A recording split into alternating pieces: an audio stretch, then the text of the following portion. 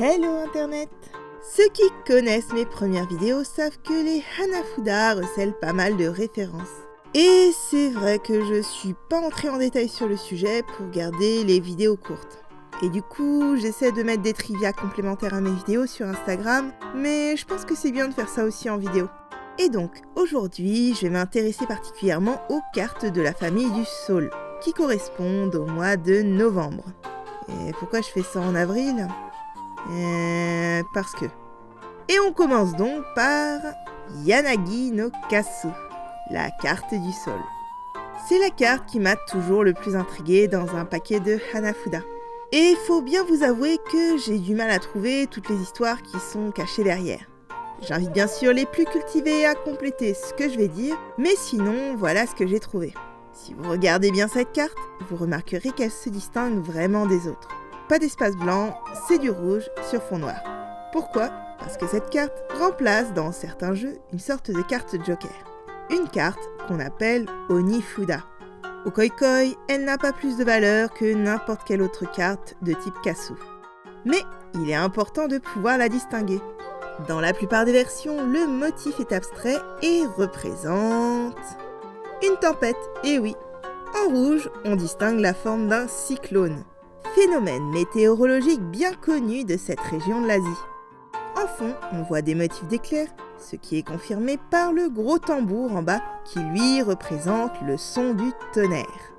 Cela fait référence au dieu Raijin qui tape dessus pour donner une tempête. Et tout en haut à droite, vous pouvez remarquer une patte. J'ai vu des infos passer sur le fait que ce serait un Oni, d'où l'appellation Onifuda. J'ai aussi vu que ça pourrait être un Tengu, symbole des salles de jeu de Hanafuda.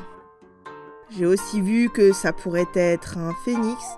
Bref, je n'ai pas de version sûre à 100%. Donc jusqu'à ce que quelqu'un me dise ce qui est représenté, ce sera une patte de poulet. On passe à la deuxième carte, Yanagi no Hikarifuda, l'homme de la pluie. Sur la carte de l'homme de la pluie, on retrouve généralement un intellectuel se baladant avec un parapluie le long des saules pleureurs. Il sera en général accompagné d'une grenouille qui sera parfois remplacée par une hirondelle. Elle est la seule carte représentant un être humain dans tout le jeu de Hanafuda et fait référence à l'histoire d'un grand poète, Ono no Michikaze. En effet, les premières années de cet homme dans le domaine des lettres ne lui apportèrent que déception. Il révolutionnera plus tard la poésie japonaise en la libérant de ses canons chinois. Un beau jour de pluie, il décide de sortir pour éviter de broyer du noir. Il songeait. Peut-être devrais-je tout arrêter. Trouver un vrai boulot. J'ai entendu dire que le commerce de cigarettes électroniques marche bien. Et alors que ses idées toxiques polluaient son esprit, il vit une grenouille. Elle était coincée dans un trou et peinait à en sortir. Notre ami, qui ne voulait pas se salir les mains, décida de la regarder galérer plutôt que de l'aider. « Tu n'y arriveras jamais, petite grenouille.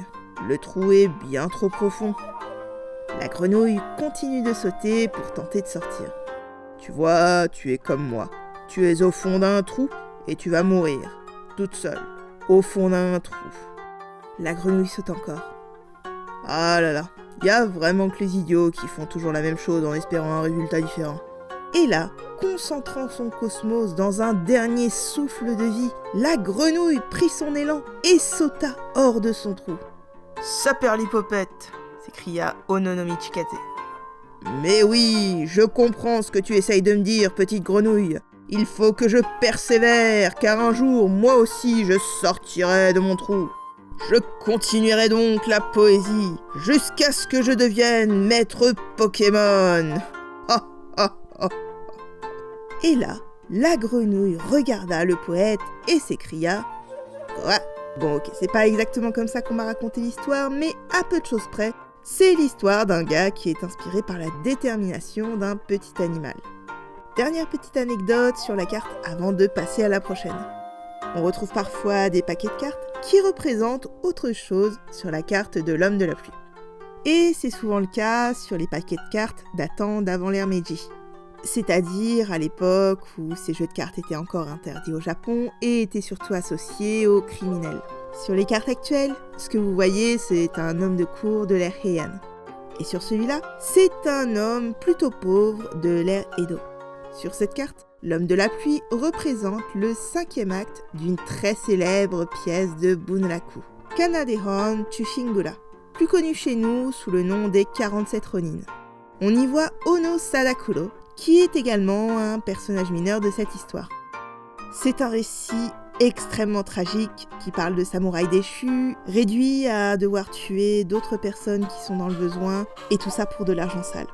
Le sujet est beaucoup moins léger que l'histoire précédente, donc je vous mets un lien dans la description si l'histoire vous intéresse. Passons ensuite à la 3e carte, Yanagi no Tsubame, l'hirondelle du sol. Avez-vous remarqué un point commun entre les 2 cartes précédemment présentées? Bon, mis à part le fait qu'elles sont toutes les deux de la famille du Saule, et que ce sont des cartes de Hanafuda, elles évoquent toutes les deux la pluie. De façon intéressante, les cartes du Saule, soit Yanagi en japonais, sont parfois également appelées cartes de la pluie ou Ame.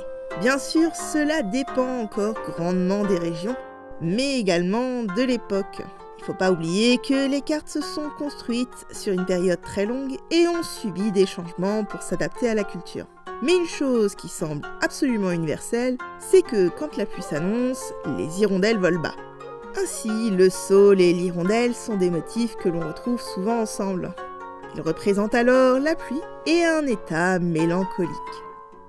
Une autre image qui est associée à ces 2 symboles, c'est le voyage. Et même en Occident, c'est une association qu'on fait avec l'hirondelle. L'oiseau serait capable de se reposer alors même qu'il est en train de planer. Pour ce qui est du saule, dans le Japon ancestral, on pouvait confectionner des cercles à partir de branches de saule pour souhaiter un bon voyage, mais surtout un bon retour aux personnes qui vont faire un très long périple. Basho écrit ainsi le haïku. Pluie de printemps, un saule des berges caresse ma cape de voyageur. Finalement, il y a une dernière signification commune que l'arbre et l'hirondelle partagent. Tout ce qui tourne autour de la fécondité et la sexualité de la femme. En Asie ancienne, on trouvait quelques légendes qui disaient que les œufs d'hirondelle favorisaient la fécondité. Et on disait aussi des choses similaires à propos de leur nid. Ouais. Par ailleurs, aussi bien la forme de l'hirondelle et celle du saule évoqueraient la grâce féminine. Mais bon, en ce qui me concerne, j'avoue que je vois pas bien en quoi. Les saules d'ailleurs étaient l'emblème du quartier des courtisanes. Et on finit avec Yanagi no Akatan, le ruban rouge du saule. Accrocher des rubans au haut des arbres, c'est une tradition qui perdure encore au Japon. Toutefois, ce sera plus pour faire des vœux que pour écrire des poèmes comme il en était de coutume. Et si vous connaissez bien vos cartes, vous remarquerez que le ruban dans le saule est complètement vide. Tan tan tan. Complot Illuminati ou mystère de la 4e dimension, ou simplement qu'aucun poème n'est réellement associé particulièrement à cette carte. Pour moi, ce serait la raison la plus plausible. Au Khoikhoi, on a 3 types de combinaisons possibles avec des rubans. Les 3 poèmes à 5 points, les 3 rubans bleus à 5 points également, ou 5 cartes rubans ou plus à 1 point, plus 1 point par carte supplémentaire. Selon moi, les cartes rubans rouges sont de valeur moindre. En tout, elles sont 4, donc pile poil pas assez pour faire une combinaison. Sans les autres cartes rubans, elles n'ont tout simplement aucune valeur. En tout cas, au Khoikhoi. Et je trouve ça un peu dommage parce qu'après tout, avec des thèmes comme la tristesse, le voyage, la pluie et les parties de jambes en l'air, il a sûrement dû y avoir beaucoup de poèmes qui ont été écrits. Et je me permets donc de conclure cette vidéo en vous citant Sugawara no Michizane, saules effeuillés au bord des chemins. Quand viendra le printemps, reviendra la saveur des jours enfuis. Voilà, c'était une petite vidéo sur les cartes du saule au Hanafuda. Et si vous aimez le concept, je vous laisse me dire quelle sera la prochaine fleur à traiter. Merci d'avoir regardé cette vidéo et sur ce, je vous dis tchuss!